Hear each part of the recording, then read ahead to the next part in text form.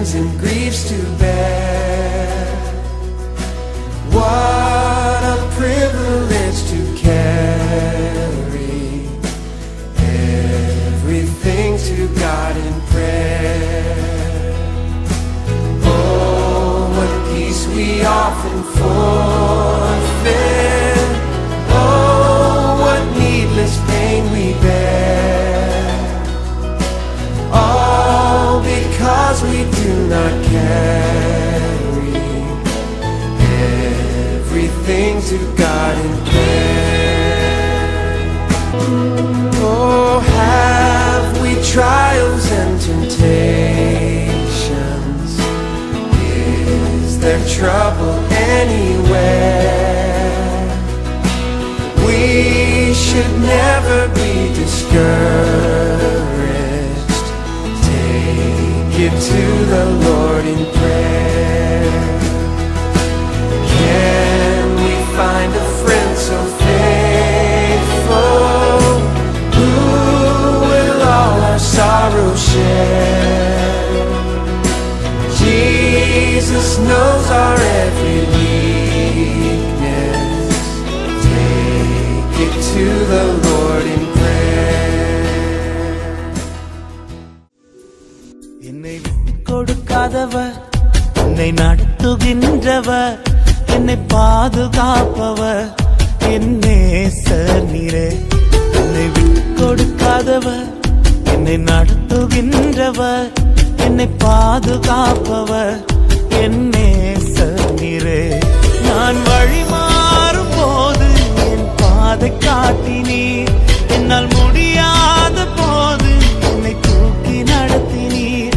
நான் வழி மாறும் போது என் பாதை காட்டினீர், என்னால் முடியாத போது என்னை தூக்கி நடத்தினீர். என்னை விட்டுக் கொடுக்காதவர், என்னை நடத்துகின்றவர், என்னை பாதுகாப்பவர், என் நேசர் நீரே. என்னை விட்டுக் கொடுக்காதவர், என்னை நடத்துகின்றவர், என்னை பாதுகாப்பவர், என் நேசர் நீரே. Greetings to every one of you in the name of our Lord and Savior Jesus Christ. We'll continue our study from the book of Revelation.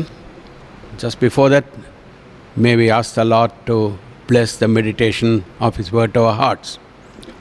Gracious and Heavenly Father, we thank you for this day and the wonderful opportunity you have given us to come around your word. We pray that the author of your word, the Holy Spirit, Lord, will take the things of Christ and reveal them unto us, that we might be transformed and conformed to the likeness and to the image of your Son. Help us, Lord, to understand and to apply those things that you have exhorted in your word in our lives, Lord. Bless us, we pray, in Jesus' name. Amen. We come to the fourth part of our series of study from the book of Revelation, the things which must shortly be done, dealing with chapters 8 over to 11, comparing them with chapters 16 over to 19. Chapter 8, verse 1 onwards. And when he had opened the seventh seal, there was silence in heaven about the space of half an hour. And I saw the seven angels which stood before God, and to them were given seven trumpets. And another angel came and stood at the altar, having a golden censer. And there was given unto him much incense, that he should offer it with the prayers of all saints upon the golden altar which was before the throne. And the smoke of this incense, which came with the prayers of the saints, ascended up before God out of the angel's hand. And the angel took the censer, filled it with fire of the altar, and cast it into the earth. And there were voices and thunderings and lightnings and an earthquake. And the seven angels which had the seven trumpets prepared themselves to sound. அவர் ஏழாம் முத்திரையை உடைத்த போது பரலோகத்தில் ஏறக்குறைய அரை மணி நேரம் அளவும் அமைதல் உண்டாயிற்று. பின்பு தேவனுக்கு முன்பாக நிற்கிற 7 தூதர்களையும் கண்டேன்.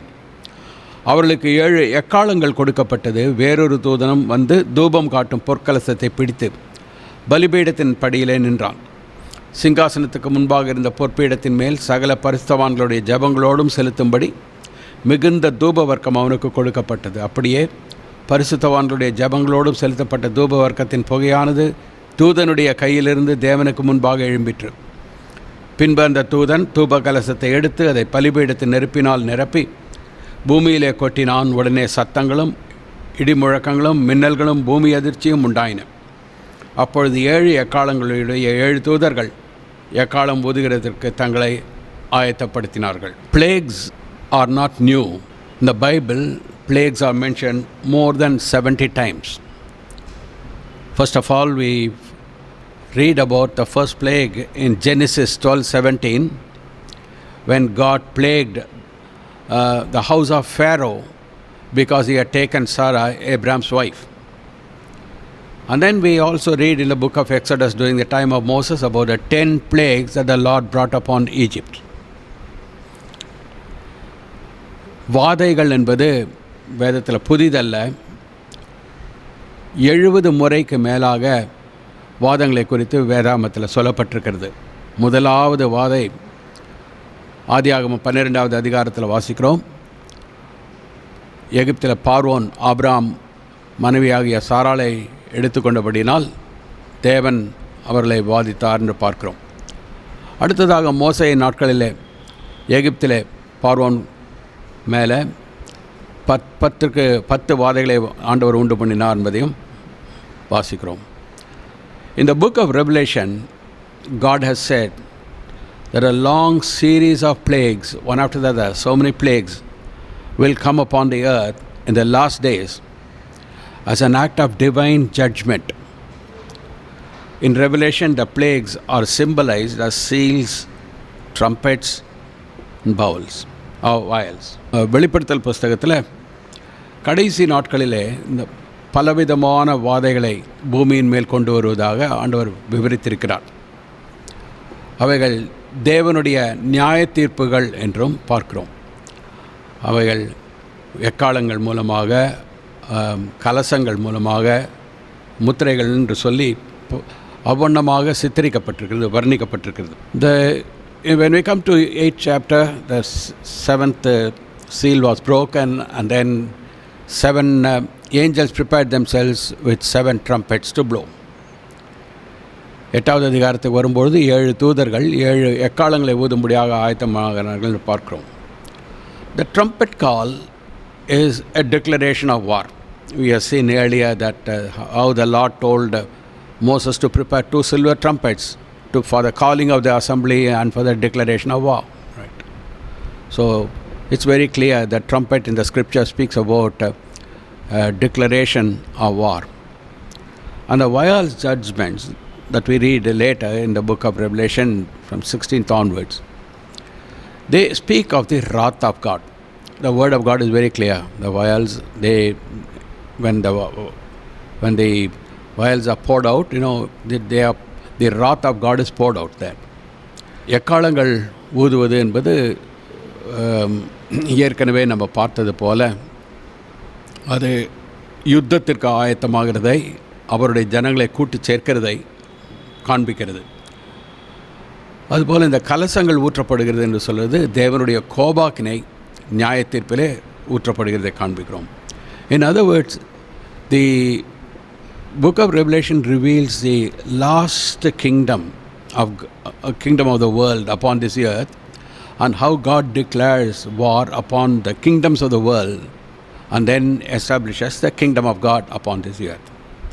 வெளிப்படுத்தல் புஸ்தகத்தில் இந்த உலக ராஜ்யங்களில் கடைசி ராஜ்யம், இந்த 7 வருட உபத்திரவ காலத்தில் வருகிற கடைசி ராஜ்யம், அந்தி கிறிஸ்துவனுடைய ராஜ்யம் வருகிறதையும், அதன் மேல் தேவன் தங்களுடைய கோபாக்கினை எல்லாம் ஊற்றுகிறதையும், தேவனுடைய ராஜ்யம் ஸ்தாபிக்கப்படுகிறதை குறித்தும் நம்ம வாசிக்கிறோம்.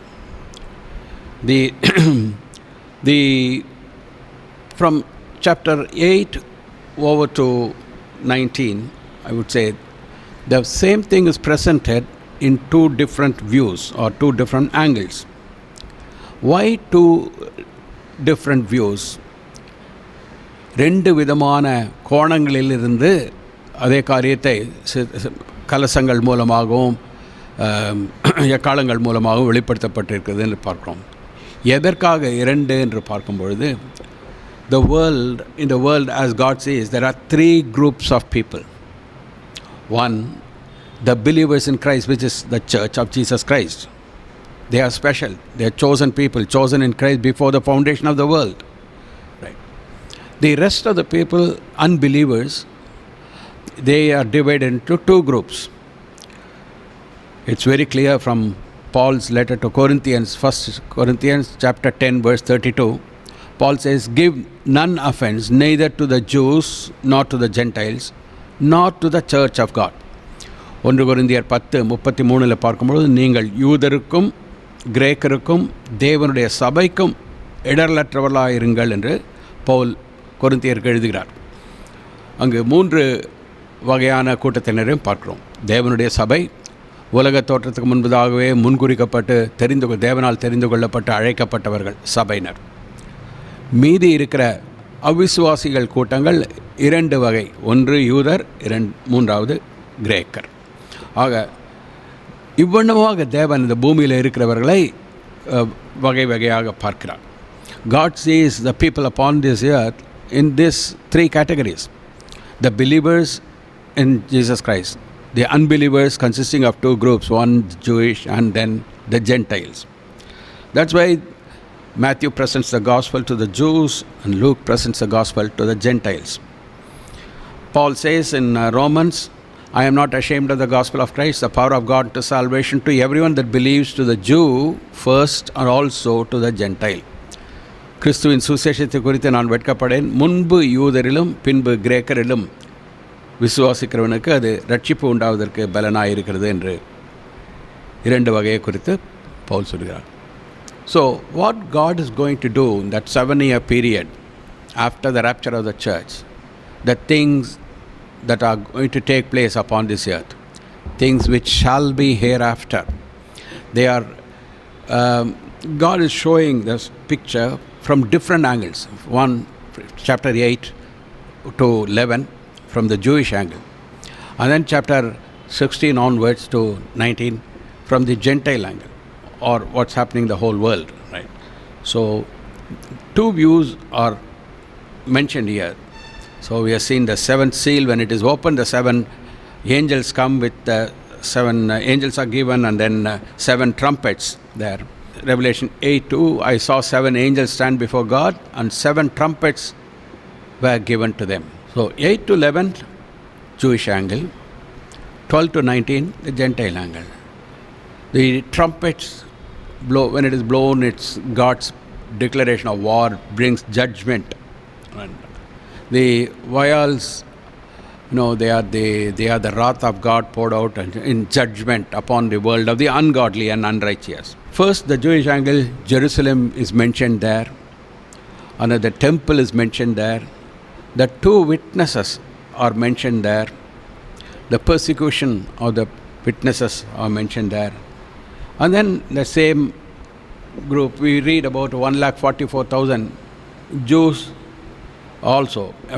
Of course, it comes in chapter 7. But so, the Jewish angle consisting of all this.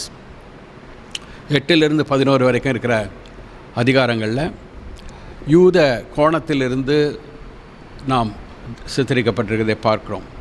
அது முதலாவது எக்காலங்கள் ஊதுகிறது, தேவனுடைய நியாய தீர்ப்பு நடக்கிறதை பார்க்கிறோம். அடுத்தது எருசலேமை மையமாக வைத்து அங்கே நடக்கிறது, தேவனுடைய ஆலயம் இருக்கிறது. அடுத்தது 2 சாட்சிகள் தேவனுக்கு என்று இருக்கிற வருகிறதை பார்க்கிறோம். உபத்திரவத்தை பார்க்கிறோம். 7வது அதிகாரத்தின் கடைசியில் நாம் 1,44,000 யூதர்கள் தேவனால் முத்திரிக்கப்பட்டதையும் பார்க்கிறோம். Similarly, chapter 12 over to 19, the Gentile angle, it shows the Baal's judgment. தேவ கோபாக்கினை கலசங்களில் ஊற்றப்படுகிறதை பார்க்கிறோம். In the picture of the whole world as to what happens. And then the 2 persons, the prominent persons are Antichrist, referred to as the beast rising out of the sea in chapter 13, first part. And then this later part of chapter 13, the false prophet, right? They are the prominent ones. And then the false religion, how all the world, they come under the mystery Babylon, mother of harlots, a false religious system, and then the tribulation of the whole world. And then 144,000 got elect upon Mount Zion. All this we find from chapter 12 over to 19, when the whole picture is given from the Gentile angle. Now let's see in detail as to how this fits in, right? 12லேருந்து 19 வரைக்கும் இருக்கிற அதிகாரங்களில் யூத மன்னிக்கவும் அது புறஜாதியார் கோணத்திலிருந்து பார்க்கிறோம். அதனால்தான் அந்த தேவ கோபாக்கினின் கலசங்கள் ஊற்றப்படுகிறதையும் உலகம் முழுவதும் நடக்கிற காரியங்களையும் பார்க்கிறோம். 13வது அதிகாரத்திலிருந்து 2 பிரதானமான ஆட்களை பார்க்கிறோம். ஒன்று அந்தி கிறிஸ்து, முதல் 10 வசனங்களில். அடுத்து சொல்லப்பட்ட மீதி வசனங்களில் இருக்கிறதுலாம் அவனை உலகத்துக்கு கொண்டு வருகிறதும் அவனுடைய முத்திரையை வாங்கி கொள்ளும்படியாக எல்லாரையும் செய்கிறதையும் செய்யக்கூடிய கள்ளத்தீர்க்கதரிசி.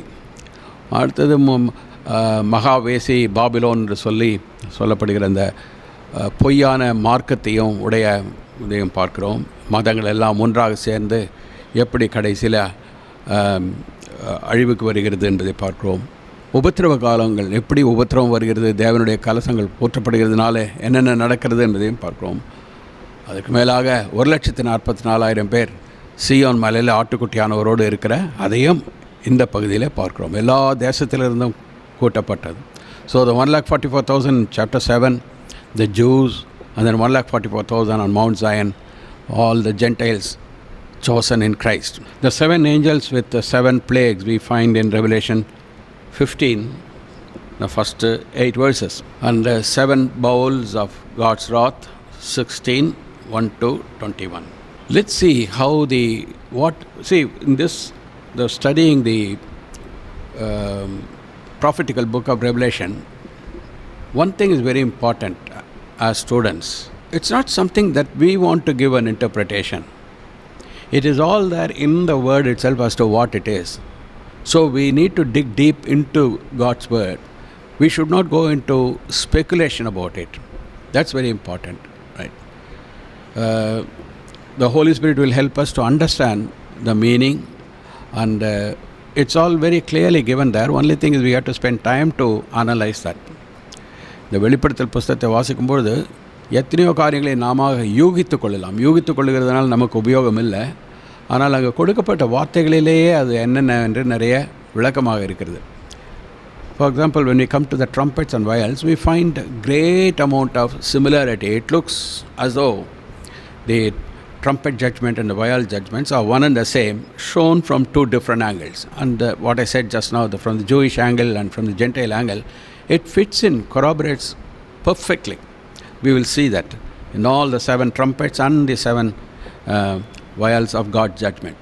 The 7 எக்காலங்கள் ஊதுகிறதும் அங்கு 7 தேவ கோபாக்கின கலசங்கள் பற்றியும் சொல்லப்பட்ட காரியங்கள் எப்படி முரண்பாடெல்லாம் ஒன்றுக்கொன்று ஒரே காரியங்களை சொல்லுகிறதாக இருக்கிறது என்பதனால நாம் வேதத்திலிருந்து பார்க்கிறதுனால நம்ம தெரிந்து கொள்ள வேண்டியது தேவனின் 2 விதத்திலிருந்தும் இவைகள் சம்பவிக்க வேண்டியவைகளை நமக்கு வெளிப்படுத்துகிறார் என்று அறிந்து கொள்ளலாம். The 7 angels which had the 7 trumpets prepared themselves to sound. The first angel sounded, and there followed hail and fire mingled with blood, and they were cast upon the earth. And the third part of trees was burnt up, and all green grass was burnt up. இப்பொழுது 7 எக்காலங்களை உடைய தூதர்கள் எக்காலம் ஊதுகிறதற்கு தங்களை ஆயத்தப்படுத்தினார்கள். முதலாம் தூதன் எக்காலம் ஊதினான். அப்பொழுது இரத்தம் கலந்த கல்மழையும் அக்கினியும் உண்டாகி பூமியிலே கொட்டப்பட்டது. அதனால் மரங்களில் 1/3 பங்கு வெந்து போயிற்று, பசும் புல்லெல்லாம் எரிந்து போயிற்று. See that comparatively in 16th chapter.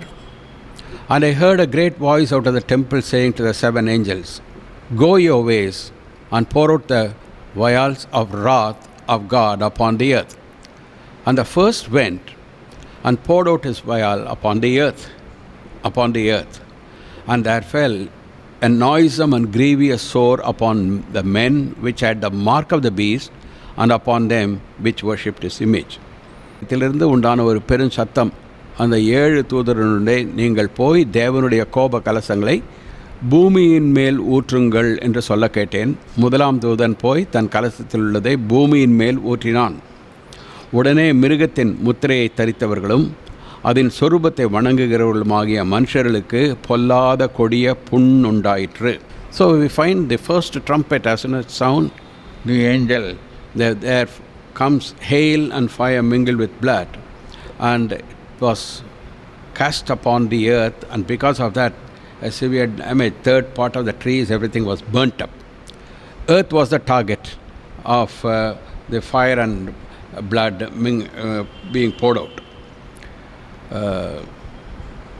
முதலாம் தூதன் ஊதின பொழுது பூமியை குறியாக வைத்து பூமியின் மேலே ஊற்றப்பட்டது இரத்தம் கலந்த கல்மழை அக்னி.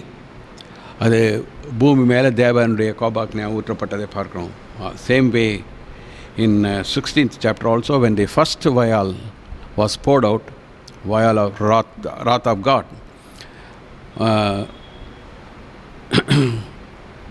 it was poured out upon the earth, and there fell a noisome and grievous sore upon men which had the mark of the beast, right, and upon them which worshipped his image. பூமியின் மேல் தான் அந்த கலசமும் ஊற்றப்பட்டது. அதனுடைய விளைவெல்லாம் ஒரு விதத்தில் மற்ற பகுதியில் சொல்லப்பட்டிருக்கிறது. First because of the trumpet sounding, then the fire being cast upon the earth. What happened to the nature, the surroundings nearby is mentioned in chapter 8, and upon the focus is upon men, how they were attacked is given in chapter 16. முதலாம் தூதன் எக்காலம் போதுகிறதோ கலசத்தில் இருக்கிறத ஊற்றுகிறதோ எதுவாக இருந்தாலும் பூமியின் மேலே நடந்ததுனால முதலாவது மரங்கள் அவைகளெல்லாம் வெந்து போயினேன்னு அது கொண்டு வந்த பாதிப்பை காண்பிக்கிறது சுற்றுப்புறத்தில். அடுத்ததாக இங்கே 16வது அதிகாரத்தில் பார்க்கும்போது முதல் பூமியின் மேலே மிருகத்தின் முத்திரையை தரித்தவர்கள் அந்த கிறிஸ்துவுக்கு தங்களை விற்று போட்டவர்கள் மேலே எப்படி பொல்லாத கொடிய புண்ணு உண்டாயிற்று அல்லது வாதை உண்டாயிற்று என்பதை பார்க்கிறோம். Then the second angel. So the first target was God's wrath upon the earth. முதலாவது அப்போ பார்க்கறது எக்காலத்திலேயோ கலசம் ஊற்றுகிறதுலையோ தேவனுடைய கோபாக்கின பூமியின் மேல் இறங்குகிறது என்பதை பார்க்கிறோம். Then the second angel sounded, and as it were a great mountain burning with fire was cast into the sea. And the third part of the sea became blood. Third part of the creatures which were in the sea and had life died. And the third part of the ships were destroyed.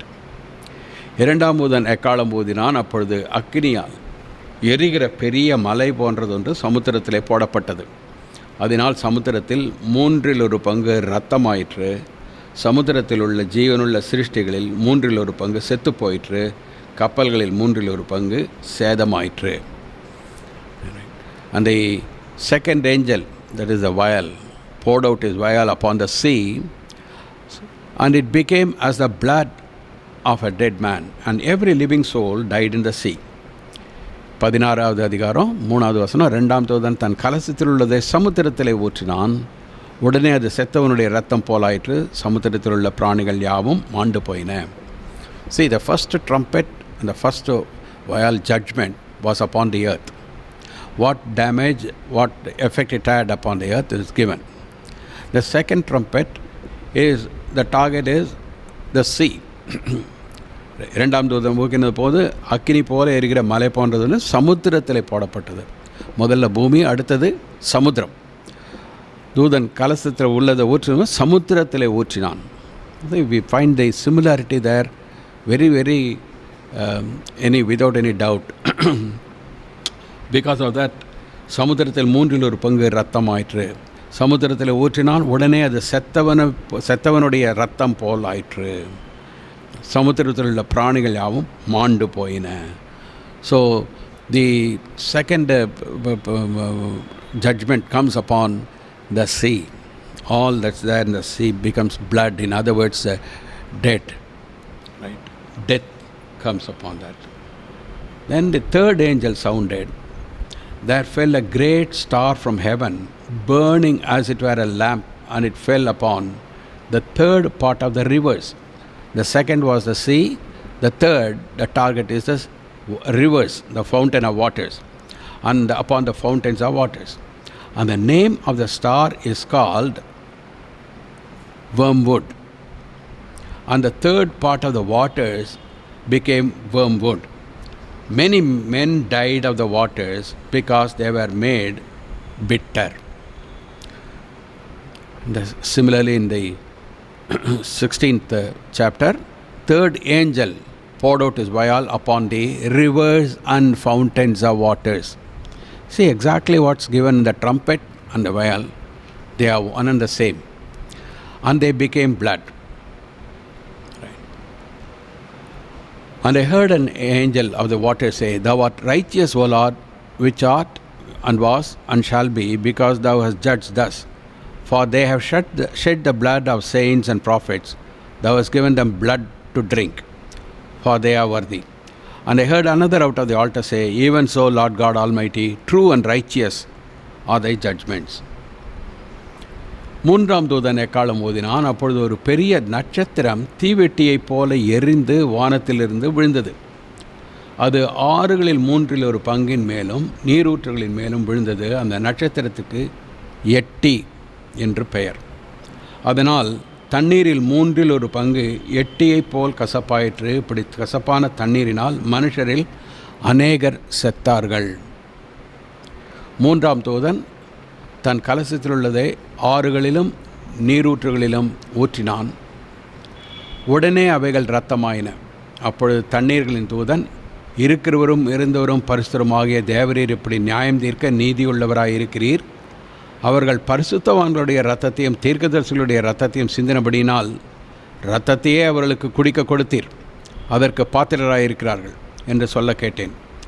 பலிபீடத்திலிருந்து வேறொருவன், ஆம், சர்வ வல்லமையுள்ள தேவனாகிய கர்த்தாவே, உம்முடைய நியாய தீர்ப்புகள் சத்தியமும் நியாயமுமானவைகள் என்று சொல்ல கேட்டேன். Here the third angel went down, one big star falling from heaven, right? Burning as it were a lamp. Remember, John wrote this 2000 years ago, right? Those days, what he saw, he was not able to explain properly. But when we are in the days when these things are getting fulfilled, right? And we can find the accuracy of God's word. 2000 years ago, John wrote all this, and how accurately God revealed. From that we can understand He is a God of truth. தேவன் சத்தியமுள்ளவர், உண்மையுள்ளவர் என்பதையும் அவர் 2000 வருடங்களுக்கு முன்பாக சொன்னதை உண்மையிலேயே இப்பொழுது நடக்கிற காரியங்களிலிருந்து நாம் அறிந்து கொள்ளலாம். A great star fall from heaven, and the name of that is given as wormwood. Verse 11, and the name of the star is called wormwood. தமிழில் எட்டி, அந்த நட்சத்திரத்திற்கு எட்டி என்று பெயர்னு சொல்லப்பட்டிருக்கிறது. அதனுடைய பெயரம் 2000 வருஷங்களுக்கு முன்பாகவே எழுதினார். Today there is a project called wormwood, right? It's a secret project. The Australian government, IPS Radio and Space Services and all that, it's called Project Wormwood. It's from the Learmonth Solar Observatory. Studies in planetary defense and space debris from IPS website, right? So there is a project called Wormwood today. The globalists, they are doing that, right? இந்த உலகத்தை ஆள வேண்டும் என்று இருக்கிற அந்தி கிறிஸ்துவனுடைய கூட்டத்தினர் ஏற்கனவே இது போன்ற காரியங்களை வைத்திருக்கிறார்கள்.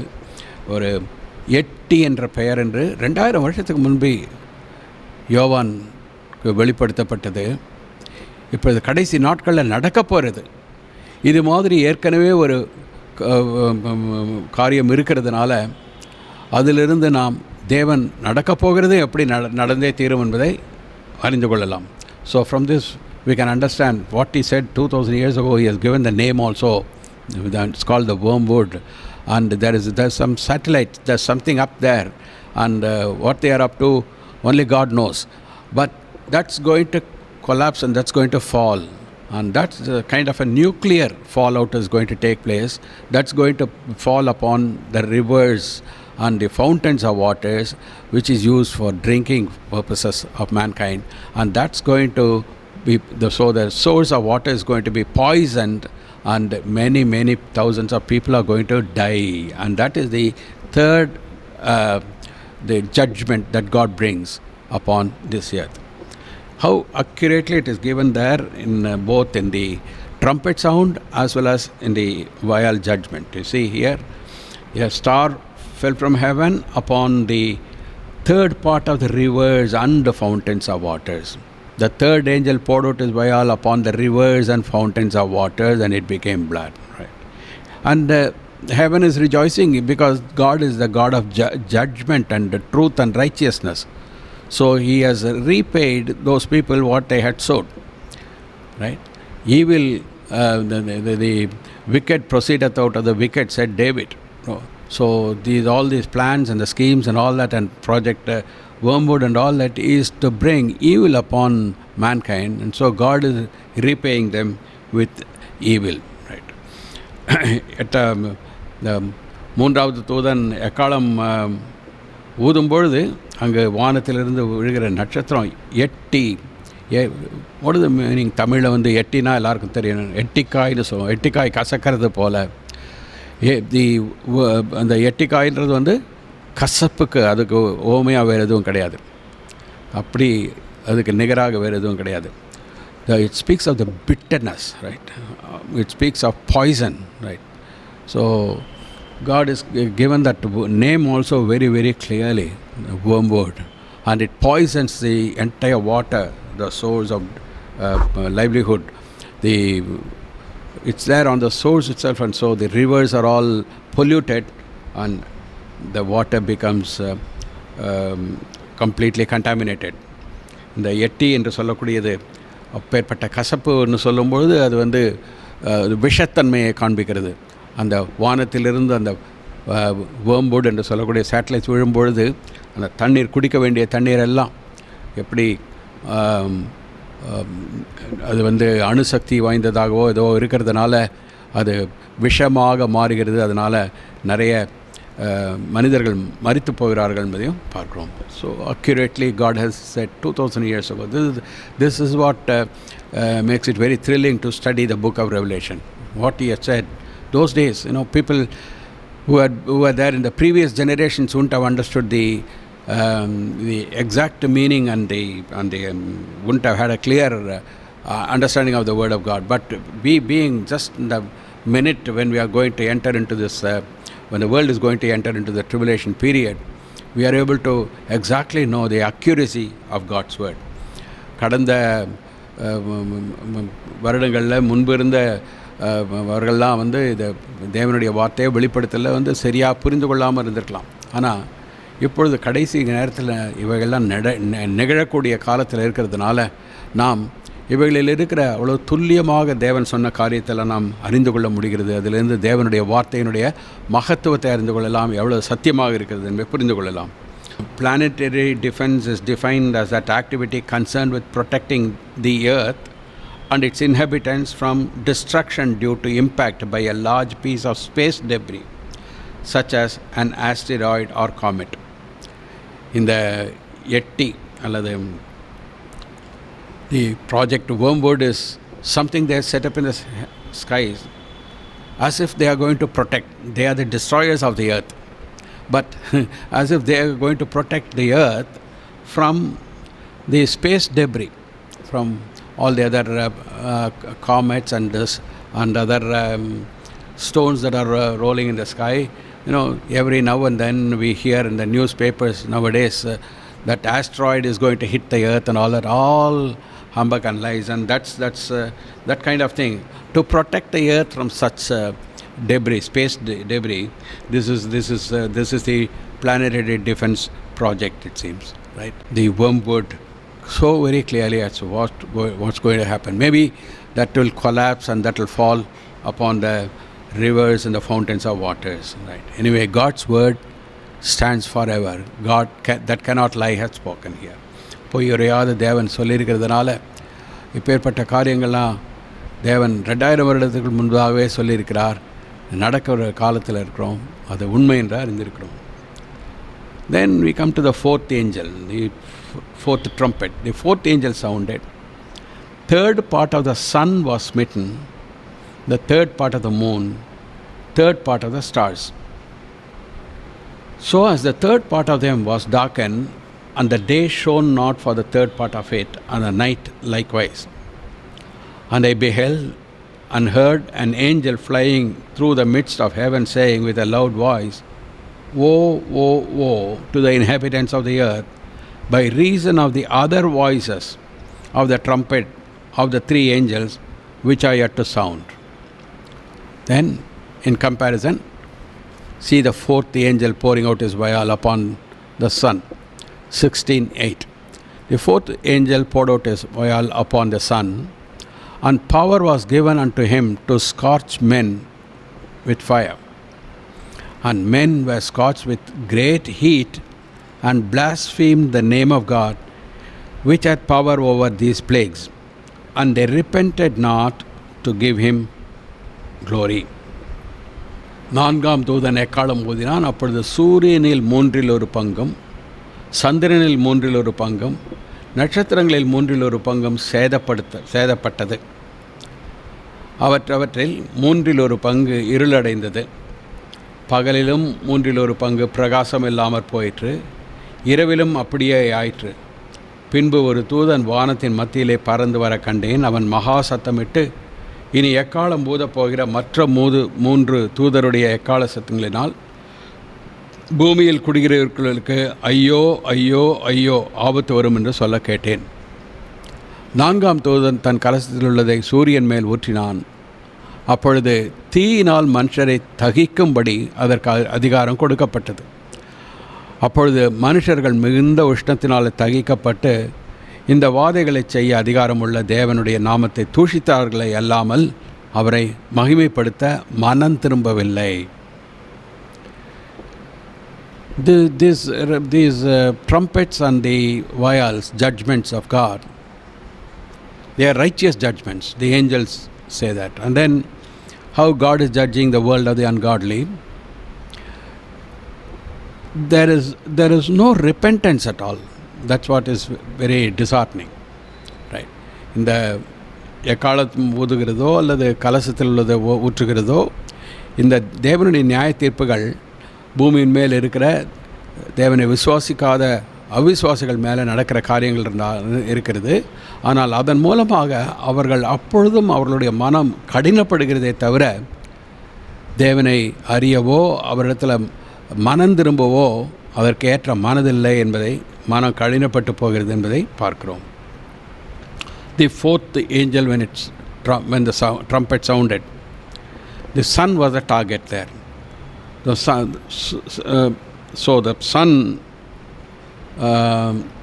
1/3 of the sun was, and the 1/3 of the moon and 1/3 of the stars, they were damaged, darkened. Right. Same way the vial judgment also. Fourth angel poured out his vial upon the sun. Power was given unto him to scorch men with fire. If you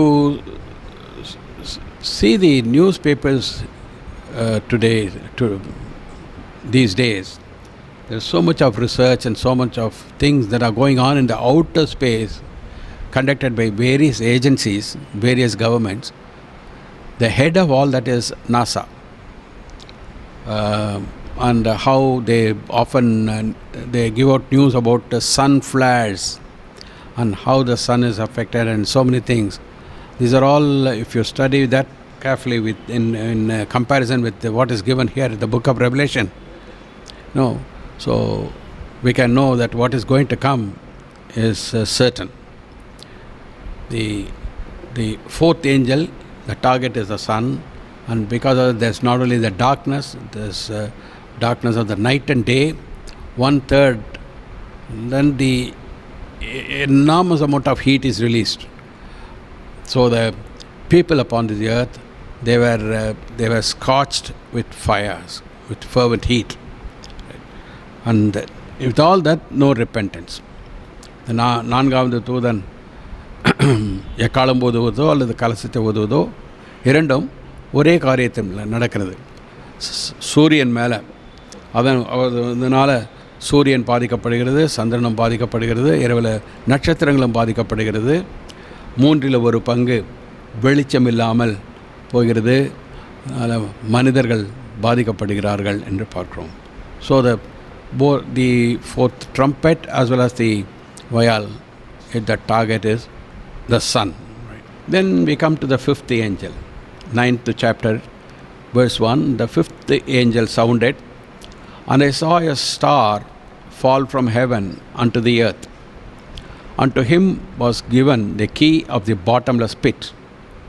And he opened the bottomless pit, and there arose a smoke out of the pit, as the smoke of a great furnace. And the sun and the air were darkened by reason of the smoke of the pit. There came out of the smoke locusts upon the earth, and unto them was given power, as the scorpions of the earth have power. And it was commanded them that they should not hurt the grass of the earth, neither any green thing, neither any tree, but only those men which have not the seal of God in their foreheads. And they had tails like unto scorpions, and there were stings in their tails, and their power was to hurt men 5 months. Right. Then 16th chapter, the vial judgment. And the fifth angel poured out his vial upon the seat of the beast, and his kingdom was full of darkness. And they gnawed their tongues for pain, and blasphemed the God of heaven because of their pains and their sores, and repented not of their deeds. 5ஆம் தூதன் எக்காலம் ஊதினான். அப்பொழுது வானத்திலிருந்து பூமியின் மேல் விழுந்த ஒரு நட்சத்திரத்தை கண்டேன். அவனுக்கு பாதாள குழியின் திறவுகோல் கொடுக்கப்பட்டது. அவன் பாதாள குழியை திறந்தான். உடனே பெருஞ்சூளையின் புகையைப் போல அந்த குழியிலிருந்து புகை எழும்பிற்று. அந்த குழியின் புகையில் சூரியனும் ஆகாயமும் அந்தகாரப்பட்டது. அந்த புகையிலிருந்து வெட்டுக்கிளிகள் புறப்பட்டு பூமியின் மேல் வந்தது. அவைகளுக்கு பூமியில் உள்ள தேள்களின் கொப்பான வல்லமை கொடுக்கப்பட்டது. பூமியின் புல்லையும் பசுமையான எந்த பூண்டையும் எந்த மரத்தையும் சேதப்படுத்தாமல் தங்கள் நெற்றிகளில் தேவனுடைய முத்திரையை தரித்திராத மனுஷரை மாத்திரம் சேதப்படுத்த அவைகளுக்கு உத்தரவு கொடுக்கப்பட்டது. 5ஆம் தூதன் தன் கலசத்திலுள்ளதை மிருகத்தினுடைய சிங்காசனத்தின் மேல் ஊற்றினான். அப்பொழுது அதன் ராஜ்யம் இருளடைந்தது. அவர்கள் வருத்தத்தினாலே தங்கள் நாவுகளை கடித்து கொண்டு தங்கள் வருத்தங்களாலும் தங்கள் புண்களாலும் பரலோகத்தின் தேவனை தூஷித்தார்களே அல்லாமல் தங்கள் கிரியைகளை விட்டு மனம் திரும்பவில்லை. What we sow, we reap. That's the principle God had set. Right. நாம் எதை விதைக்கிறோமோ அதை தான் அறுப்போம் என்பது தேவனுடைய நியமனம். அது மாற்ற முடியாது. That we find in everyday life. What we sow in the earth, that only comes out as a plant. Right. Oh, these people, what they have sown evil, they are reaping the consequences of that. God is bringing the judgment upon them for them to repent, but they are not repenting. They are still, their hearts are hardened. இந்த நியாய தீர்ப்புகளை தேவன் கொண்டு வருகிறதற்கு காரணம் அவர்கள் மனம் திரும்பும்படியாக கொண்டு வருகிறார். ஆனால் மனம் திரும்புதல் இல்லாமல் தேவனை தூஷிக்க தான் அவர்கள் இருதயம் கடினப்படுகிறது. When we come to New Testament, the opening chapters, we find the Gospels, John the Baptist asking the people, "O generation of vipers, who hath warned you to flee from the wrath to come? The wrath is going to come. Even now the axe is laid at the root of the trees. Every tree that does not bring forth fruit is going to be hewn down." யோவான் ஸ்நானகன் சொல்லுகிறது இந்த சுவிசேஷத்தில் ஆரம்பத்திலேயே வாசிக்கிறோம் புதிய ஏற்பாட்டில். விரியன் பாம்பு குட்டிகளே, வரப்போகிற கோபாக்கினிலேருந்து தப்பித்துக்கொள்ள உங்களுக்கு வகை காட்டினவன் யார் என்று கேட்கிறார். வரப்போகிற கோபாக்கினி. So he not only saw Jesus Christ coming to save the world, but also he saw, because God is coming down as man, the judgment is coming upon the earth. இப்பொழுதும் கோடாரி மரத்தினுடைய வேரடியில் வைக்கப்பட்டு இருக்கிறது, கனி கொடாத மரமெல்லாம் வெட்டப்படும் என்று சொன்னார். He spoke about the judgment, right? And he said he is going to gather the wheat into his barn, and then the chaff is going to be burnt with unquenchable fire. அவருடைய கரத்தில் தூற்றுக்கூட இருக்கிறது. அவர் பதரையெல்லாம் அவியாத அக்கினியில் எரிப்பார், கோதுமை அவருடைய களஞ்சியத்தில் சேர்ப்பார். Right? Righteous and the unrighteous, God bringing judgment upon the world of the ungodly. So God is sending this judgment, right, in order to repent, but they don't repent. That's the sad part of it. தேவன் இங்கே வாசிக்கிறதெல்லாம் ஒரு அவர்கள் மேலே கொண்டு வருகிறது என்னென்னால், அதன் மூலமாவது அவர்கள் மனம் திரும்பும்படியாக எதிர்பார்க்கிறார், மனம் திரும்புகிறது இல்லை. The fifth angel sounded, and then a star falling from there, the abyss or bottomless pit is opened. Right? Then there is coming out a huge amount of locusts, right? And they are not ordinary locusts. They come and attack men who have not the mark of God, or not, who are ungodly. They are not, they are the people of the evil one, right? ஐந்தாம் தூதன் கலசத்தில் ஊற்றும் பொழுது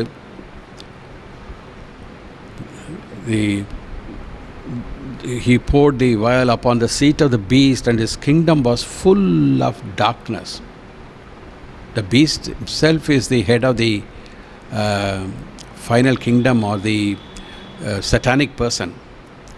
So when the angel is pouring out his vial upon the seat or the authority of the beast over his kingdom, that means it's full of darkness. Right? Exactly opposite of God. God is light, here is darkness. Right? Satanic rule. The locusts we find here. வெட்டுக்கிளிகளை பார்க்கிறோம். Locusts were the curse that God promised for Israel's disobedience. உபாகமத்தில் பார்க்கும்பொழுது, உபாகமம் 28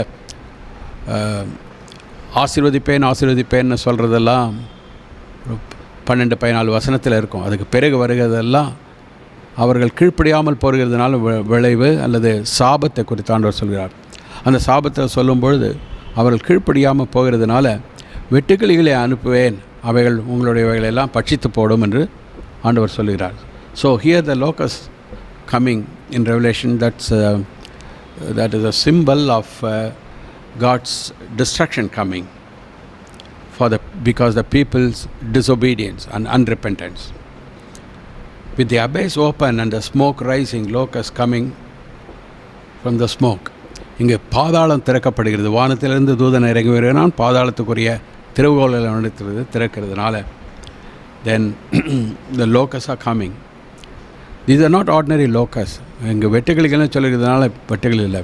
Especially now, in the recent weeks that had gone by, we saw a swarm of locusts in many parts of the world and many countries. Right? சமீபத்தில் வெட்டுக்கிளிகள்னு சொல்லி எல்லா இடத்துலையும், நம்ம இந்தியாவிலும் சரி மற்ற தேசங்களிலும் வெட்டுக்கிளிகள் வந்திருக்கிறதை பார்த்து எல்லோரும் இது வெளிப்படுத்தல சொல்லப்பட்டதோன்றலாம் நினச்சாங்க. But what we read in this particular chapter, these locusts are not ordinary locusts, because these locusts that we have seen in different countries, they are all coming to destroy the crops, plants, grass and other things, greenery. But these locusts that we read in Revelation, they are commanded by God. Commandment is given to them not to hurt anything that's green, but only those who have not the symbol of God in their foreheads, or the mark of God in their foreheads, who are not having the ownership authority seal upon the foreheads. Leave those people and attack other men. They are commanded to attack other people, and with a sting, it's like a poisonous, very severe sting of a scorpion. ஒரு தேள் கொட்டுகிறது போல அவர்கள் அந்த வெட்டுக்கிளிகள் மனுஷரை உபத்திரவப்படுத்துகிறார்கள்னு பார்க்குறோம். அவைகளுக்கு அதிகாரம் கொடுக்கப்பட்டதே அல்லாமல் அவைகள் பச்சை புல்லையோ செடி கொடிகளையோ இவைகளிலும் மற்ற வெட்டுக்கிளிகள் நாசம் செய்கிறது போல செய்யக்கூடாது என்று சொல்லி தேவனுடைய முத்திரை இல்லாதவர்களை தாக்கும்படியாக சொல்லப்பட்டிருக்கிறது என்பதை பார்க்கிறோம். So it's a plague that God brings through this kind of demonic locusts. They are coming out from the abyss. அவைகள் பாதாளத்திலிருந்து வருகிறவைகள்னு சொல்லப்பட்டதுனால அவைகள் அசுத்த ஆவிகள் என்று பார்க்கிறோம். They come out and then the bottomless pit is open. Maybe because they experiment what they are doing with CERN experiment. They are playing with fire. Many people have told them not to do that, but still they are going ahead. CERN, large hadron collider, உங்களுக்கு தெரியும், ஏற்கனவே நிறைய சொல்லியிருக்கேன். அதில் இருக்கிறது அந்த experiment மூலமாக கூட தான் இவைகள்லாம் அவங்க what they want to do, they want to go into what happened at big bang. அது எப்படி ஆரம்பத்தில் எல்லாம் வந்ததோ அது போல் ஒரு எனர்ஜியை சக்தியை உண்டு பண்ணணும், மற்ற டைமென்ஷனுக்குள்ளே போகணும், extra dimension. They talk about abyss, they talk about wormhole, they talk about stargate. These are all the things that are mentioned here. And this angel, when the fifth angel with the fifth trumpet and the fifth angel, that speaks about the kingdom of darkness, and the bottomless pit is opened, and that's all what the men are trying to do, because of the sun is darkened also. See, very, very clear. Then we move to the sixth angel. 9:13, and the sixth angel sounded, and I heard a voice from the four horns of the golden altar which is before God, saying to the sixth angel which had the trumpet, loose the four angels which are bound in the great river Euphrates. And the four angels were loosed, which were prepared for an hour, and a day, and a month, and a year, for to slay the third part of men. And the number of the army of horsemen were 200,000, and I heard the number of them. And the 16:12 vial judgment. The sixth angel poured out his vial upon the great river Euphrates, and the water thereof was dried up, that the way of the kings of the east might be prepared. And I saw three unclean spirits like frogs come out of the mouth of the dragon, and out of the mouth of the beast, out of the mouth of the false prophet, for they are the spirits of devils working miracles, which go forth unto the kings of the earth and of the whole world, to gather them to the battle of the great day of God Almighty. Behold, I come as a thief. Blessed is he that watcheth and keepeth his garments, lest he walk naked and they see his shame. And he gathered them together into a place called in the Hebrew tongue அர்மெகடான். ஆறாம் தூதன் எக்காலம் ஊதினான். அப்பொழுது அவனுக்கு முன்பாக இருந்த பொற்பீடத்தின் 4 கொம்புகளிலிருந்து ஒரு சத்தம் தோன்றி எக்காலத்தை பிடித்திருந்த ஆறாம் தூதனை நோக்கி, ஐப்ராத் என்னும் பெரிய நதி அண்டையிலே கட்டப்பட்டிருக்கிற 4 தூதர்களையும் அவிழ்த்து விடு என்று சொல்ல கேட்டேன். அப்பொழுது மனுஷரில் 1/3 பங்கை கொல்லும்படிக்கு 1 மணி நேரத்திற்கும் 1 நாளுக்கும் 1 மாதத்திற்கும் 1 வருஷத்திற்கும் ஆயத்தமாக்கப்பட்டிருந்த அந்த 4 தூதர்களும் அவிழ்த்து விடப்பட்டார்கள். ஆறாம் தூதன் தன் கலசத்தில் உள்ளதை ஐப்ராத்து என்னும் பெரிய நதியின் மேல் ஊற்றினான். அப்பொழுது சூரியன் உதிக்கும் திசையிலிருந்தும் ராஜாக்களுக்கு வழி ஆயத்தமாகும்படி அந்த நதியின் தண்ணீர் வற்றி போயிற்று. So the trumpet and the vial judgment in the sixth one, great similarity we find. The ஆறாம் தூதன் எக்காலத்தை ஊதுகிறதும் ஆறாம் தூதன் கலசத்தில் உள்ளதை ஊற்றுகிறதும் ஒரே காரியத்தை சொல்கிறான். The judgment is upon river Euphrates, ஐப்ராத் நதி. 2த்திலையும் பார்க்கிறோம். ஒன்று நதி வற்றி போகிறது, அடுத்தது எதற்காக? கிழக்கு திசை வருகிற ராஜாக்களுக்கு, சூரியன் உதிக்கும் திசைனமோ கிழக்கத்திய ராஜாக்களுக்கு வழி ஆயத்தமாகும்படி. அதில் இன்னும் another point is the number of the army is given, 200,000. And the number of the army of the horsemen were 200,000. And I heard the number of them. They come, very clearly it's given. The army is coming. So for the army to come, the way is cleared. The river Euphrates is dried up. Right. Euphrates River, here as you see in the map, such a great river. It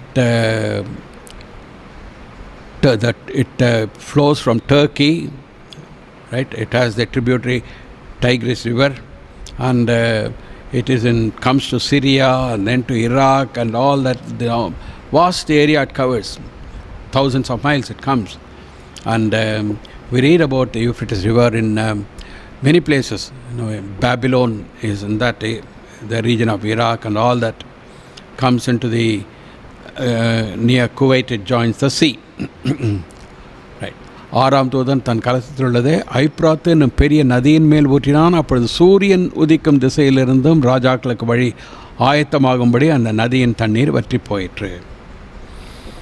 So the entire river became the dry. This is the present picture of river Euphrates. See the great river, completely dry, and the land is parts broken. The நதி வற்றி போக எப்படி பிளவுபட்டிருக்கிறது, மண்ணெல்லாம் காஞ்சு போயிருக்கிறதுன்னு பார்க்குறோம். This is a picture of river Euphrates. See, vast river that should have covered the entire area, but now they are digging pits to take out water, and there isn't a water. ஐப்ராத் நதி வற்றி போன நிலையில் இருக்கிறத நம்ம பார்க்குறோம். Then what happened? The sixth bowl, the Euphrates river is dried out. 200 million strong army marches to Armageddon. 200,000, right?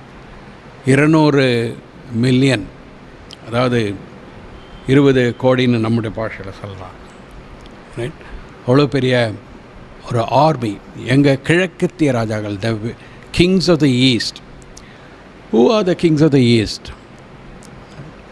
The China is one, and probably I would join the North Korea also along with them. These countries are known for preparing their armies, right? Even now.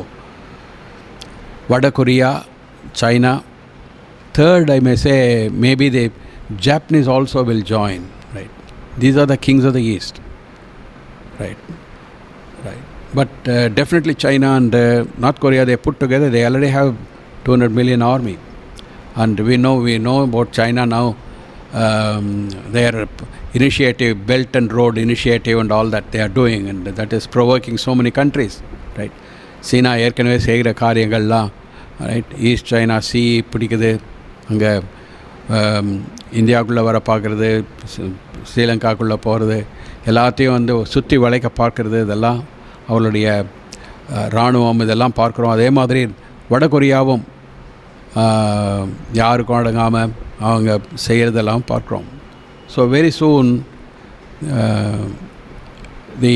they all will join together to come with a great army to capture Jerusalem, right? Now Jerusalem is, and when these scenes take place, Antichrist is ruling there. இந்த இவைகள்லாம் சம்பவிக்கும் பொழுது அந்திகிறிஸ்து அங்கே ஆண்டு கொண்டு இருக்கிறான். And so the way of the kings of the east, they are all against the ruling of the Antichrist, right? கிழக்கத்திய ராஜாக்கள்லாம் அவருக்கு விரோதமாக யுத்தம் பண்ணவும், அந்த எருசலேமை பிடிக்கவும், இந்த உலகத்தை ஆள்வதற்கு அவர்கள் முயற்சி செய்யும்படியாக they come, right? So this is how the final thing is going to take place. They come to the place called Armageddon. Armageddon யுத்தத்துக்கு அவர்கள் ஆயத்தமாகி வருகிறதை பார்க்குறோம். The sixth bowl. And then he says, I saw 3 evil spirits look like frogs come out from the mouth of dragon, the beast and the false prophet. 16-13 வாசிக்கிறோம். இந்த 3 அசுத்த ஆவிகள் பிசாசினிடத்திலிருந்தும் அந்திகிறிஸ்துவனுடைய இதிலும் அந்த கள்ள தீர்க்கதரிசியின் வாயிலிருந்தும் வருகிறது. They are the spirits of devils working miracles which go forth to the kings of the earth and the whole world to gather them together to the battle of the great day of God Almighty. இந்த மகா உன்னதமான தேவனுடைய யுத்தத்திற்கு அவர்களை மற்ற ராஜாக்களெல்லாம் ஒன்று சேர்க்கும்படியாக இந்த பொல்லாத பொய்யான ஆவிகள் அசுத்த ஆவிகள் போகிறத பார்க்கிறோம். Right. So the seventh angel sounded and there were great voices in heaven saying, the kingdoms of the world have become the kingdom of our Lord and of his Christ, and he shall reign forever and forever. And the 24 elders which sat before God on their seats fell upon their faces and worshipped God, saying, we give you thanks, O Lord God Almighty, which art and was and art to come, because you have taken to thee your great power, and you have reigned. And the nations were angry, and your wrath is come, the time of the dead, that they should be judged, and that thou shouldst give reward unto thy servants, the prophets, unto the saints, and them that fear thy name, small and great, and should destroy them which destroy the earth. And the temple of God was opened in heaven, and there was seen in the temple of the ark of his testament, there were lightnings and voices and thunderings and an earthquake and great hail. That's the seventh angel trumpet sound. The kingdoms of the world becoming the kingdom of our Lord. Jesus Christ comes, the battle of Armageddon. It's a beautiful picture, not only we find in Revelation 16, and also,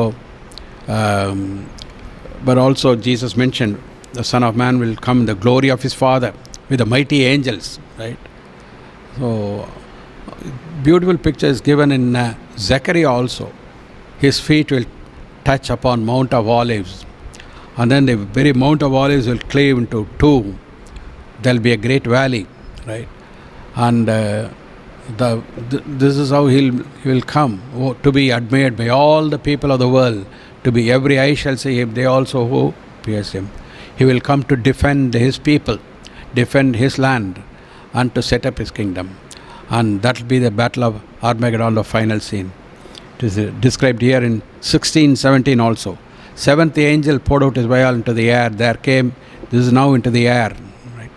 There came a great voice out of the temple of heaven from the throne saying, it's done, it's finished, it's tetelestai.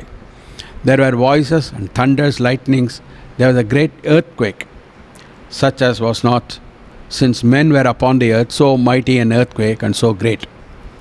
Same thing is there in the 9th chapter also, in the 19th verse. The temple of God was opened in heaven. There was seen ark of the testament. There were lightnings, voices, thunderings, an earthquake and great hail. So we find here also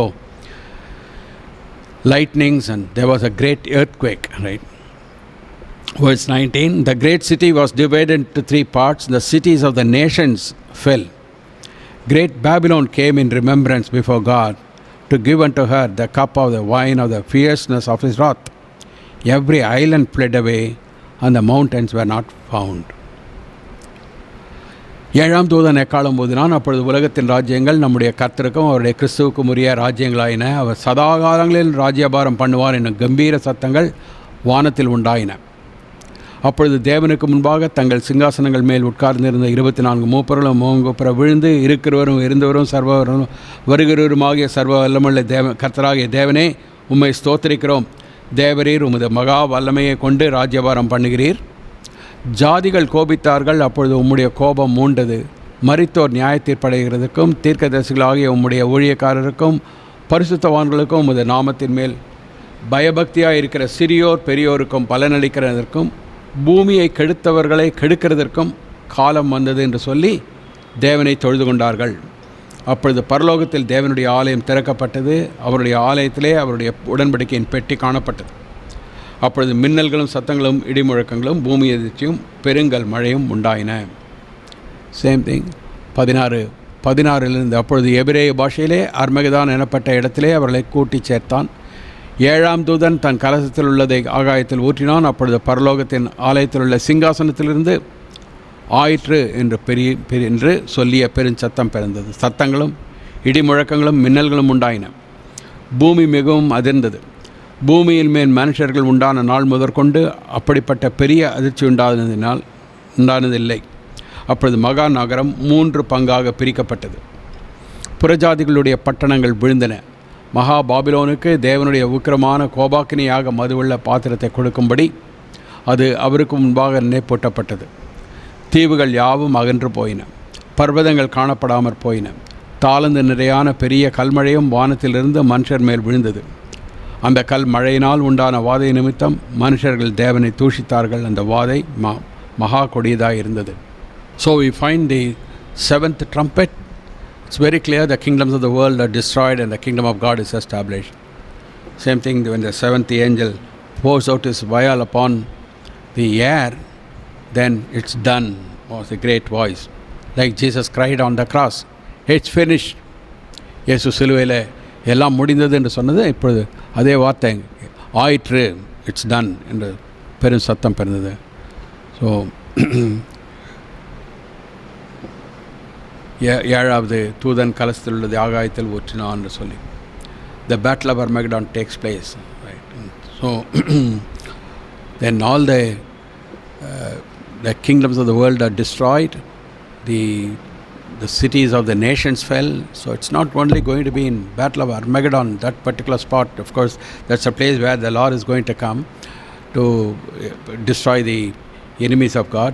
Paul describing that in Thessalonians, he says he will destroy the Antichrist with the brightness of his coming, with the breath of his nostrils. அவருடைய பிரசன்னமாகுதலுடைய மகிமையினால், அவருடைய வெளிச்சத்தினால் அந்த அந்திகிறிஸ்துவை அழித்து போடுவார் என்று பவுல் அப்போஸ்தலர் தெசலோனியர் நிருபத்தில் அழகாக சொல்கிறார். அவருடைய வாயின் வார்த்தையினால் he created everything with the breath of his nostrils. He will destroy the enemy. And in the same Revelation chapter 20 we find the Antichrist and the false prophet both were cast alive into the lake of fire. கள்ள தீர்க்கதரிசியும் மிருகமும் இருவரும் உயிரோடு அவர்கள் அக்னி கடலுக்குள்ளாக தூக்கி எறியப்பட்டார்கள் என்று சொல்லப்படுகிறது. Right. So that's the final battle of Armageddon, when the Lord will come down personally with the church. The picture is with the church, and then he will execute judgment. Then he establishes the kingdom of God upon this earth. தேவனுடைய ராஜ்யத்தை பூமியில் ஸ்தாபித்து 1000 வருட அரசாளுவார் என்று பார்க்கிறோம். Then some more things we can see in the chapter 11 also, which deals with the chapter 8 to 11, the Jewish angle we said. So in the Jewish angle, few more descriptions are given here, that which is found in chapter 11. இந்த யூதருடைய கோணத்திலிருந்து அந்த உபத்திரவ காலத்தை குறித்து சொல்லப்பட்ட பகுதி 8வதிலிருந்து 11வது அதிகாரங்களில் இருக்கிறதுல 11வது அதிகாரத்தில் சொல்லப்பட்ட காரியங்களை பற்றி கொஞ்சம் பார்ப்போம். There was given me a reed like unto a rod, and the angel stood, saying, Rise, measure the temple of God and the altar, them that worship therein. But the court which is without the temple leave out, measure it not, for it is given unto the Gentiles. And the holy city shall they tread underfoot 42 months. And I will give power unto my 2 witnesses, and they shall prophesy 1260, that is 1260 days, clothed in sackcloth. These are the 2 olive trees and the 2 candlesticks standing before the God of the earth. And if any man will hurt them, fire proceeds out of their mouth and devours their enemies. If any man will hurt them, he must in this manner be killed. These have power to shut heaven, that it rain not in the days of their prophecy, and have power over waters to turn them to blood, and to smite the earth with all plagues as often as they will. And when they shall have finished their testimony, the beast that ascends up to the bottomless pit shall make war against them, and shall overcome them and kill them. And their dead bodies shall lie in the street of the great city, which spiritually is called Sodom and Egypt, where also our Lord was crucified. And they of the people and kindreds and tongues and nations shall see their dead bodies 3 days and a half, shall not suffer their bodies to be put in the graves. They shall dwell upon the earth, shall rejoice over them, and make merry, shall send gifts one to another, because these 2 prophets tormented them that dwell on the earth. And after 3 days and a half, the Spirit of life from God entered into them, and they stood upon their feet. And great fear fell upon them which saw them. And they heard a great voice from heaven saying unto them, Come up hither. And they ascended up to heaven in a cloud, and their enemies beheld them. And the same hour was there a great earthquake, and the 10th part of the city fell, and in the earthquake were slain of men 7,000. And the remnant were affrighted, gave glory to God in heaven. The second woe is past, behold, the third woe comes quickly. பின்பு கைக்கோலுக்கு ஒப்பான அளவுகோல் என்னிடத்தில் கொடுக்கப்பட்டது. அது தேவதூதன் நின்று என்னை நோக்கி, நீ எழுந்து தேவனுடைய ஆலயத்தையும் பலிபீடத்தையும் அது தொழுது கொள்ளுகளையும் அளந்து பார். அதற்கு புறம்பே இருக்கிற பிரகாரம் புறஜாதியார் புறஜாதியாருக்கு கொடுக்கப்பட்டபடியால் அதை அளவாமல் புறம்பாக்கி போடு. பரிசுத்த நகரத்தை அவர்கள் 42 மாதம் அளவும் மிதிப்பார்கள். என்னுடைய 2 சாட்சிகளும் ரெட்டு வஸ்திரம் எடுத்து கொண்டிருக்கிறவர்களாய் 1260 நாள் வரையும் தீர்க்க தரிசனம் சொல்லும்படி அவர்களுக்கு அதிகாரம் கொடுப்பேன். பூலோகத்தின் ஆண்டவருக்கு முன்பாக நிற்கிற 2 ஒலிவ மரங்களும் 2 விளக்குத்தண்டுகளும் இவர்களே. ஒருவன் அவர்களை சேதப்படுத்த மனதாயிருந்தால் அவர்களுடைய வாயிலிருந்து அக்கினி புறப்பட்டு அவர்களுடைய சத்துருக்களை பட்சிக்கும். அவர்களை சேதப்படுத்த மனதாயிருக்கிறவன் எவனோ அவன் அப்படியே கொல்லப்பட வேண்டும். அவர்கள் தீர்க்க தரிசனம் சொல்லி வருகிற நாட்களிலே மழை பெய்யாதபடிக்கு வானத்தை அடைக்க அவர்களுக்கு அதிகாரம் உண்டு. இவர்கள் தண்ணீரிலே இரத்தமாக மாற்றவும் தங்களுக்கு வேண்டும் போதெல்லாம் பூமியை சகலவித வாதைகளாலும் பாதிக்கவும் அவர்களுக்கு அதிகாரம் உண்டு. அவர்கள் தங்கள் சாட்சியை சொல்லி முடித்திருக்கும் போது பாதாளத்திலிருந்து இருக்கிற மிருகம் அவர்களை யுத்தம் பண்ணி அவர்களை ஜெயித்து அவர்களை கொன்று போடும். அவர்களுடைய உடல்கள் மகா நகரத்தின் விசாலமான வீதியிலே கிடக்கும். அந்த நகரம் சோதோம் என்றும் எகிப்து என்றும் ஞானார்த்தமாய் சொல்லப்படும். அதிலே நம்முடைய கர்த்தரும் சிலுவையில் அறையப்பட்டார். ஜனங்களிலும் கோத்திரங்களிலும் பாஷைக்காரர்களும் ஜாதிகளிலும் உள்ளவர்கள் அவர்களுடைய உடல்களை 3.5 நாள் வரைக்கும் பார்ப்பார்கள். அவர்களுடைய உடல்களை கல்லறைகளில் வைக்க ஒட்டார்கள். அவ்விரண்டு தீர்க்கதரிசிகளும் பூமியின் குடிகளை வேதனைப்படுத்தினபடியால் அவர்கள் நிமித்தம் பூமியில் குடியிருக்கிறவர்கள் சந்தோஷப்பட்டு கலிகூர்ந்து ஒருவருக்கொருவர் வெகுமதிகளை அனுப்புவார்கள். 3.5 நாட்களுக்கு பின்பு தேவனிடத்திலிருந்து ஜீவ ஆவி அவர்களுக்குள் பிரவேசித்து அப்பொழுது அவர்கள் காலூன்றி நின்றார்கள். அவர்களை பார்த்தவர்களுக்கு மிகுந்த பயம் உண்டாயிற்று. இங்கே ஏறி வாருங்கள் என்று வானத்திலிருந்து தங்களுக்கு உண்டான பெரிய சத்தத்தை அவர்கள் கேட்டு மேகத்தில் ஏறி வானத்திற்கு போனார்கள். அவருடைய சத்துருக்கள் அவர்களை பார்த்தார்கள். அந்நேரத்திலே பூமி மிகவும் அதிர்ந்தது. உடனே அந்த நகரத்தில் 10 பங்கு இடிந்து விழுந்தது. மனுஷரில் 7000 பேர் பூமி அதிர்ச்சினால் அழிந்தார்கள். மீதியானவர்கள் பயமடைந்து பரலோகத்தின் தேவனை மகிமைப்படுத்தினார்கள். 42 months 42 மாதம்னு சொல்லப்பட்டிருக்கிறது. இந்த 2 தீர்க்கதரிசிகளும், அதாவது 1260 நாட்கள். That again is 3.5 years. That's the period of great tribulation. மகா உபத்திரவ காலம். இந்த மகா உபத்திரவ காலத்தில் இந்த 2 தீர்க்கதரிசிகளை ஆண்டவர் எழுப்புகிறார். There are 2 witnesses or 2 prophets God raises up to witness to his people during that time of great tribulation. 42 months or 3.5 years or 1260 days. Right? So that many speculations are there about these 2 witnesses. 2 சாட்சிகளை குறித்து, தீர்க்கதரிசிகளை குறித்து அநேகர் அநேக விதமாக சொல்லலாம். யார் அவர்கள்? ஒருத்தர் சொல்லுவாங்க ஈனோக்கு, எலேஜா. இன்னொரு கூட்டம் சொல்லுவாங்க இல்லை அது ஈனோக்கு இல்லை, மோசஸும் எலேஜாவும்.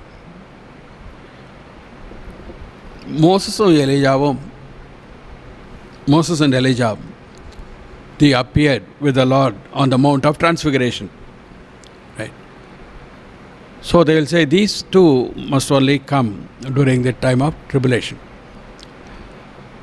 மோசே எலியாவும் மறுரூப மலையில் ஆண்டவரோடு காணப்பட்ட பின்னால் அவர்கள் 2 பேரும் தான் இந்த தீர்க்கதரிசிகள் என்று சொல்வார்கள். But the other group will say no, Enoch, because Enoch did not die. Moses died, and so Enoch did not die. He was taken up into heaven, so he must come and die and then be resurrected. Elijah was taken up bodily, so he must come and die and be resurrected. Right? Enoch மரணத்தை காணாதபடி எடுத்துக்கொள்ளப்பட்டான்னு வாசிக்கிறோம். அதனால் அவர் மரித்து பிறகு நியாயத்தை ஏற்படையணும்னு சொல்லுவாங்க. அதே மாதிரி எலியாவும் எடுத்துக்கொள்ளப்பட்டதுனால மறுபடியும் மரித்து அவன் உயிர் தேழணும்னு சொல்லுவார்கள். So each one can give their own interpretation. Some will say Moses and Elijah, because they were seen on the Mount of Transfiguration, they are the people. But we must know one thing. This tribulation period, even though their ministry is for that 3.5 years or 42 months, it is the second part of the 7-year tribulation period. And that 7-year tribulation period is the 70th week that was prophesied by Daniel. 70 weeks are determined for your people, said the angel to Daniel, prophet Daniel. 70 வாரங்கள் நியமிக்கப்பட்டிருக்கிறது என்று சொல்லி உம்முடைய தேசத்திற்காக தேவனுடைய ராஜ்யம் வருவதற்காக மேசியா வருவதற்கு குறித்து 70 வாரங்கள் என்று சொல்லி 69 வாரம் இயேசு கிறிஸ்து சிலுவை மரணத்தை வரைக்கும் சொல்லிவிட்டு இந்த 70வது வாரம் இந்த உலகத்தினுடைய முடிவில் நடக்கிறது தானியேலுக்கு விவரிக்கப்பட்டது. அந்த 70வது வாரம்னு சொல்லும்போது அந்த ஒரு வார காலம் 7 வருட உபத்திரவ காலம். அந்த 7 வருட உபத்திரவ காலம்னு சொல்லும்போது புறஜாதியாருக்குள்ள தேவனுடைய கிரியை ஏற்கனவே முடிந்து விட்டபடியால் அவருடைய சபையை எடுத்துக்கொண்டபடியால் இப்பொழுது மறுபடியுமாக தேவன் தன்னுடைய ஜனத்தை ரட்சிக்கும்படியாக அவர்களை ரட்சிப்புக்குள்ளே கொண்டு வர அவருடைய பூமியில் அரசாள காலம் வந்தபடியால் அவர்களோடு ஈடுபடுகிறார். Because God's work among the Gentiles is over with that gathering his people together, the church, the bride of Christ, then God turns to the nation of Israel to bring them to repentance and to offer redemption to them and to set up the millennium kingdom. Right. So this 7-year period is the time that God deals specifically, even though he is judging the whole world, is the specific period of dealing with the nation of Israel. God has not abandoned Israel. Some would say the church is all that and then the church has replaced and all the promises of that God gave to the children of Israel are all ours. No. It's all overstepping the mark and it's all thinking too much, right? What God's word does not say. We can't claim like that. God's chosen people are God's chosen people, right? God has not abandoned them. God has a work now to do with the Gentiles. Right? The call of Israel was to bring forth the Messiah. Messiah came on time. They did not recognize, so they will bear the consequences. But God has not abandoned them. Right? God will bring them to repentance. You have to read properly Romans 9, 10 and 11, what Paul has to say. Right? And so shall all Israel be saved. We find that very clearly in Zechariah and other prophetical books, and also the gospel, the Lord mentioning that. Right? The elect, he says, for the elect's sake, he will gather his elect. That elect he speaks 3 times, refers to 3 times in Matthew 24. They are the chosen people of Israel who are appointed for salvation. Right? அதாவது நாம் சரியாக விளங்கிக் கொள்ள வேண்டும். தேவன் இஸ்ரவேலை அதோடு முடித்து விட்டுட்டார். இப்பொழுது சபை தான் எல்லாம், நமக்கு தான் வாக்குத்தத்தம் என்றெல்லாம் தவறாக பிரசங்கம் பண்ணுகிறவர்கள், வியாக்கியானம் பண்ணுகிறவர்கள்லாம் உண்டு. தவறு. தேவன் தெரிந்து கொள்ளவர்களை கைவிடுகிறதில்லை. அவர்கள் அவரை அறியவில்லை. உலகத்து இரட்சகராக அவர்களுக்குள்ளாக தோன்றி வந்தார். ஆனால் அவர்களை ஏற்றுக்கொள்ளாதனால அவர்களை ஒதுக்கி வைத்துவிட்டு தேவன் மற்ற தேசங்களிலிருந்து ரட்சிப்பு அருளி தன்னுடைய ஜனத்தை ஒரு சபையை ஏற்படுத்துகிறார். சபையை எடுத்துக்கொண்ட பிறகு அவர் தெரிந்து கொண்ட ஆபிரகாமின் வம்சத்தில் வந்த அந்த தேசத்தோடு ஈடுபடுகிறார். ரைட். ரோமர் 9, 10, 11 சரியாக வாசித்தால் பவுல் அப்போஸ்தலர் சொல்லுகிறார் எப்படி இஸ்ரவேல் எல்லாரும் ரட்சிக்கப்படுவார்கள் என்று. So they will be, doesn't mean that each and every one there will be saved, but as a nation they will repent and acknowledge Jesus as their Messiah. அது முழு தேசமாக அவர்கள் மேசியாவை, இயேசு கிறிஸ்துவை மேசியாவாக ஏற்றுக்கொள்ளுகிறதை அவர் சொல்லுகிறார். So being that is the 7-year period of tribulation, being God's dealing with his people Israel. இந்த 7 வருட உபத்திரவ காலம்ன்றது இஸ்ரவேலோடு தேவன் உறவாடுகிற, அவர்களோடு ஈடுபடுகிற காலமாக இருக்கிறதுனால it's the time of law and the prophets. நியாயப்பிரமாணமும் தீர்க்கதரிசிகளின் காலமாக இருக்கிறது. So you can say that's why these 2 witnesses, I am not saying these 2 witnesses are going to be Moses and Elijah, right? But they have the ministry of Moses and Elijah.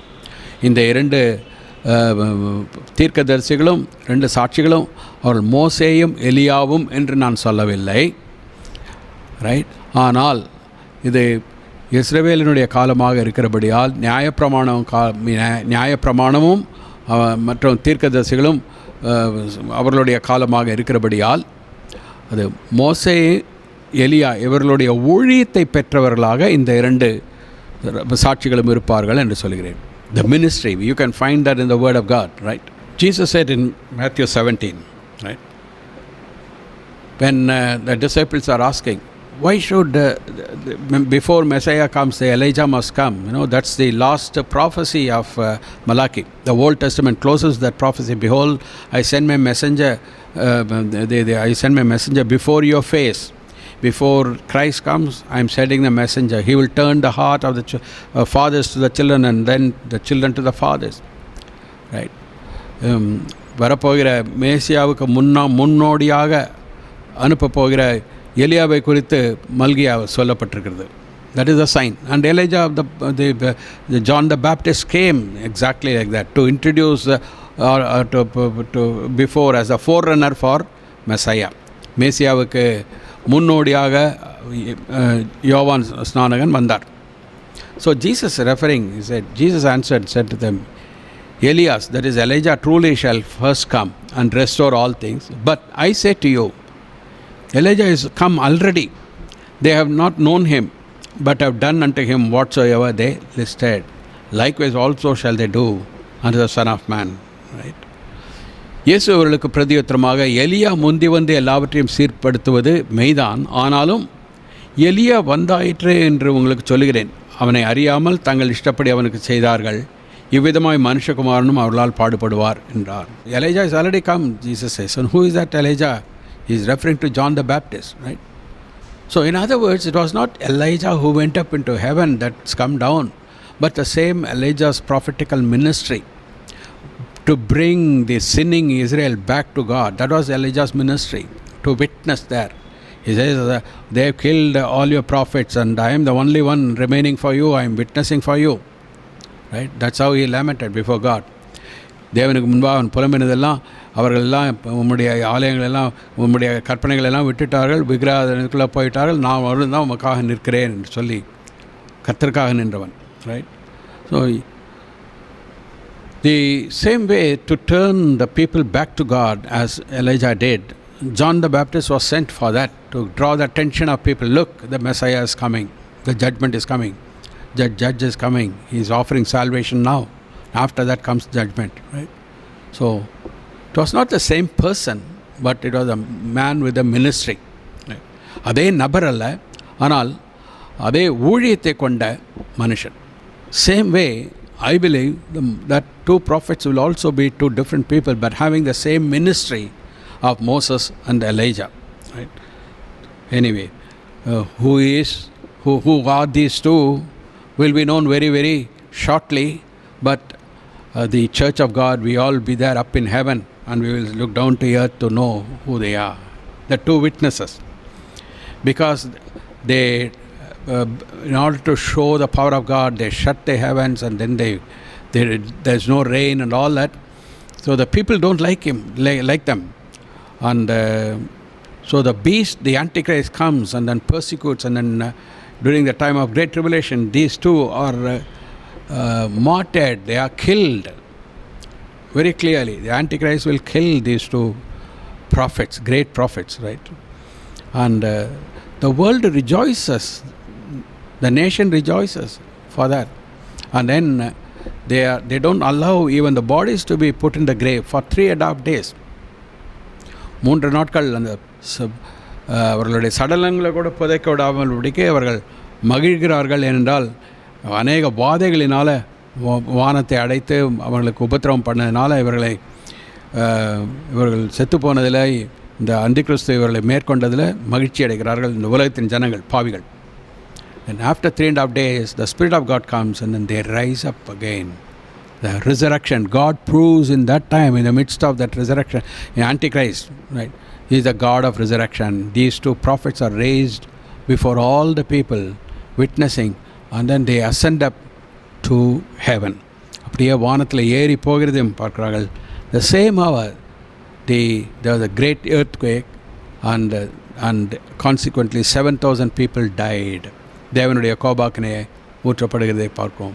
That is the 11th chapter, and thus far, right, is the end of the Jewish angle, right?